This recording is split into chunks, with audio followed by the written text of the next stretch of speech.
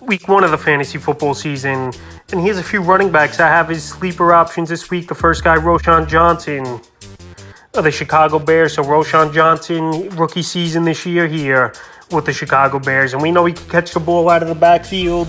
And right now I know it's Khalil Herbert, D'Onta Foreman, and him is the three backs over there in Chicago. But Johnson, I think, could fit this offense pretty well, obviously, which is built around Justin Fields. Right now, he's available in 85% of fantasy leagues. And if you think he can have the passing downs role and play a decent amount of snaps in this ball game, I think it's definitely a possibility. And they're going to try some new schemes here versus obviously division opponent and rival, the Green Bay Packers. So right now, if you're desperate, if you play in a deep league or a league with a lot of flexes and stuff and you need an upside type of player, Roschon Johnson could be that for fantasy owners. And I have as a sleeper this week. Next back is Deuce Vaughn of the Dallas Cowboys. So the Cowboys, they didn't really do much at the running back position after Ezekiel Elliott got released.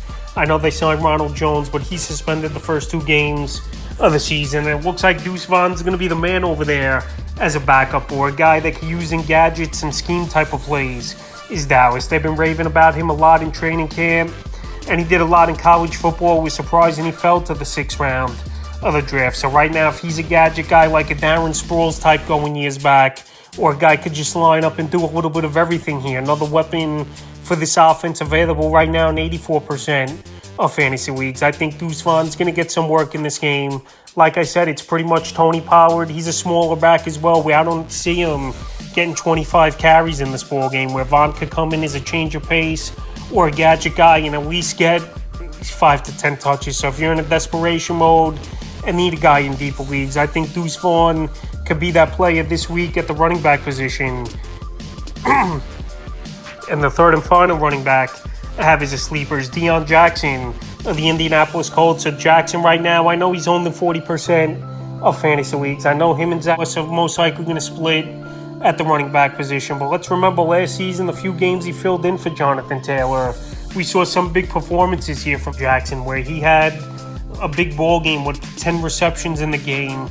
And we know Taylor's out at least the first 4 games of the season on the PUP or will be traded. So Jackson's going to have a role, I believe, in this backfield the majority of the season.